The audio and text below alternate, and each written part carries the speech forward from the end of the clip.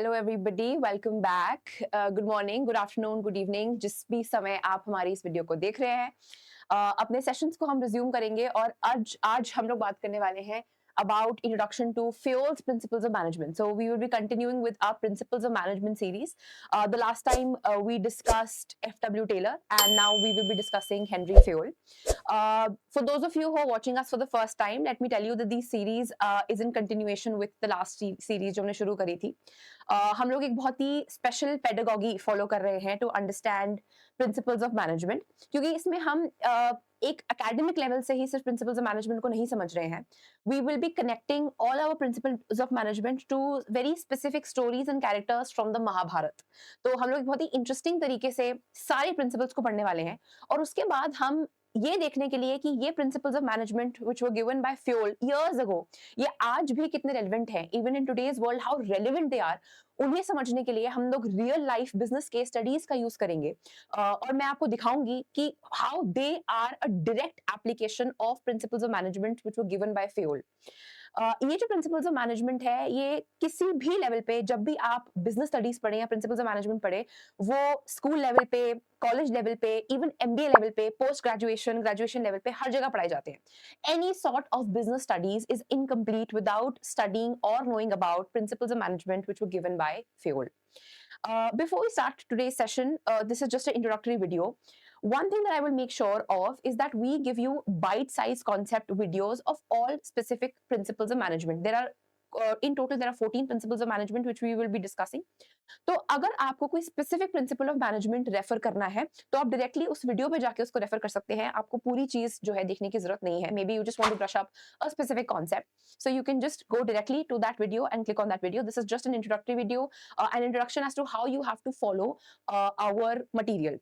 जो सेकंड चीज मैं आप लोगों को बोलना चाहती हूँ वो ये है कि we have applied this lot of hard work and effort and basically brains which has gone into curating this entire session very specifically for you.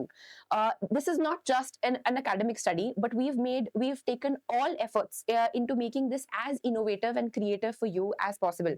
हम जितने innovative तरीके से ये आप तक पहुंचाए उसकी पूरी कोशिश करी गई है और वो हमने इस बार किया है महाभारत की स्टोरी से यूज करके. बहुत अलग अलग कैरेक्टर्स को लेके कुछ ऐसी कहानियां भी हम डिस्कस करेंगे जिनके बारे में शायद आप लोगों ने नहीं सुना होगा. हमारे लास्ट सेशन में मैंने आपको कपि ध्वज की कहानी बताई थी, किस तरीके से अर्जुन के रथ पे महाभारत पे हनुमान जी बैठे हुए थे, and how that was literally a real life parallel to so many business principles which we discuss.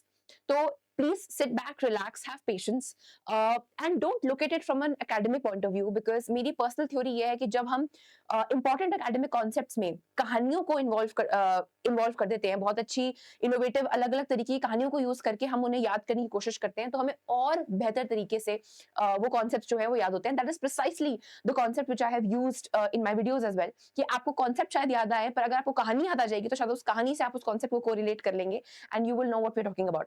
कहानी से भी अगर आप कोरिलेट ना कर पाए तो there is always the real life business case studies and real life business examples which I will be using. और उन रियल लाइफ एग्जांपल से आप डायरेक्ट एप्लीकेशन देखेंगे हमारे प्रिंसिपल्स ऑफ मैनेजमेंट का. So they have been very specifically curated just for you, जिससे आप बहुत डिटेल में विस्तार से एक प्रिंसिपल्स ऑफ मैनेजमेंट को समझ पाए. दूसरी चीज, प्रिंसिपल्स ऑफ मैनेजमेंट जो भी मैंने डिस्कस करे हैं, all 14 principles of management is the exact wording of your NCERT. So all my 11th class students, please be rest assured, 12th class students, 11th class students, the language which I will be referring to here is directly taken from your NCERT syllabus. It is not any private tutor या private teacher की या किसी और private किताब की book हमने use नहीं करी है. ये एनसीईआरटी की वर्डिंग है. इसी तरीके की लैंग्वेज में आपका पेपर आएगा और इसी तरीके से आपको जो है अपने आंसर्स भी करने हैं और इसे सॉल्व भी करना है. So you can be rest assured. So sit back, you have to follow this lecture and most importantly don't forget to have fun.